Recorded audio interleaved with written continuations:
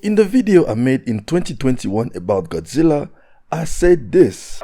The movie has seen the character evolve from destructive force of nature to benevolent protector to comedic wrestler and back again, in a cycle that shadows Japan's cultural feelings about itself, its defense forces, its nuclear fears, and its politics. Up until that point, the major Godzilla appearances were in movies where mainstream cinema seemed to have forgotten why the creature was created in the first place, especially in Hollywood movies where it literally just turned into a misunderstood hero that needs to be protected. And now it's going to team up with his new pal King Kong to defeat the real evil monsters threatening to destroy the world in some kind of Avengers style team up. But something happened this year that I see as a miracle, and that is the release of the Japanese movie Godzilla -1.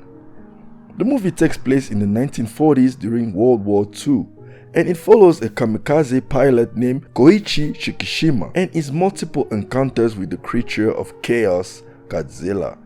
Without getting too much into the plot, this movie is pretty much about the human's will to fight for survival, even when there is no hope in the horizon, while also offering a perspective of the average man on the atrocities of World War II in Japan. Godzilla -1 recaptures the spirit of the 1954 original, while also modernizing it for newer audiences.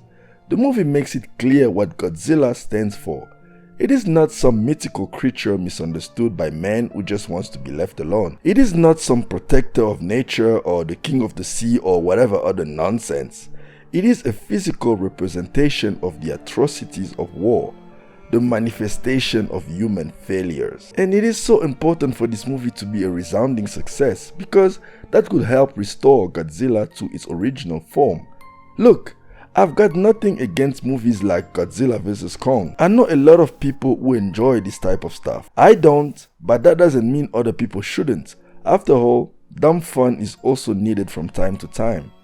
However, my biggest problems with these movies is the lack of care for the character that has meant so much for the people who created it.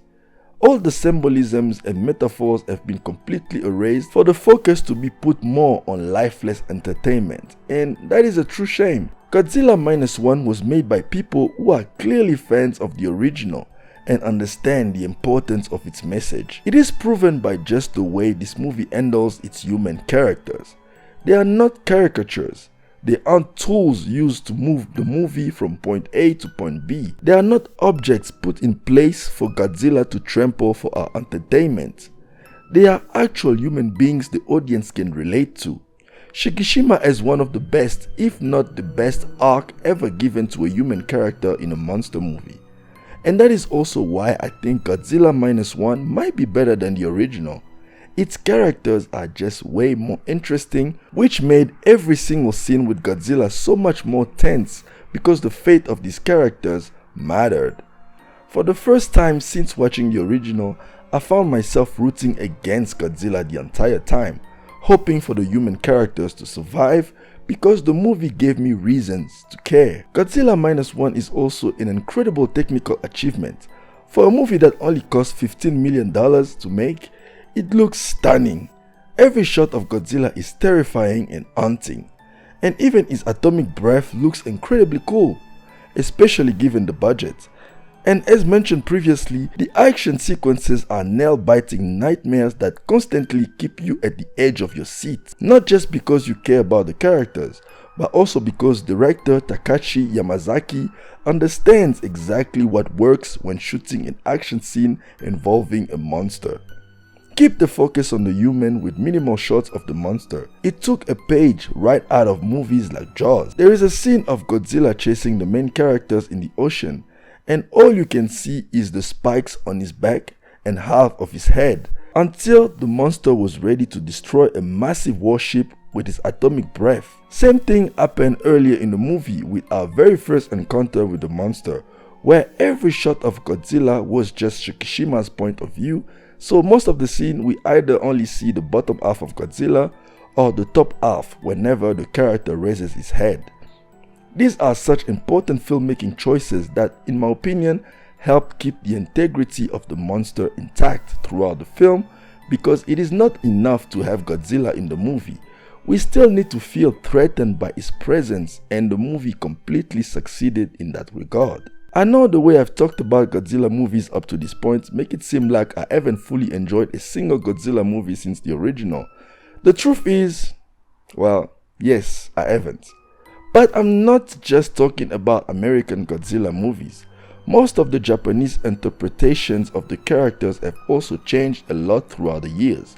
It's never really been my thing, but there are movies that I do not mind watching for dumb fun, and I have watched a lot of them. Actually, I've watched most of them. And the monster universe has got really intriguing and rich mythology, and I understand why so many people are invested in it. Personally though, I've always been more intrigued by what Godzilla represented in its original form and what its presence means for the history of Japan and the atomic bomb. In the year we got Oppenheimer telling the story of the creation of the atomic bomb in the perspective of the creator, people were begging for a Japanese perspective all year. Well, there it is. Godzilla -1 is just that. So get out there and support this movie. I know it's already doing well at the box office, but it has to be as big as it needs to be. So talk about it, share your thoughts about it, and help your friends and family discover this masterpiece of a monster movie. Hi guys, I took a quick break from my Zatoichi's series review to quickly rave about this beautiful movie, and honestly, it's not a bad way to end the year at all. Thank you all for your support in 2023. It has really allowed me to push myself and try those ambitious projects I've been thinking about for a while. So look out for a lot more challenging and ambitious videos here on the channel in 2024. Starting of course with the rest of the Zatoichi series. Happy holidays to you all, and I'll see you in 2024. Take care. Bye.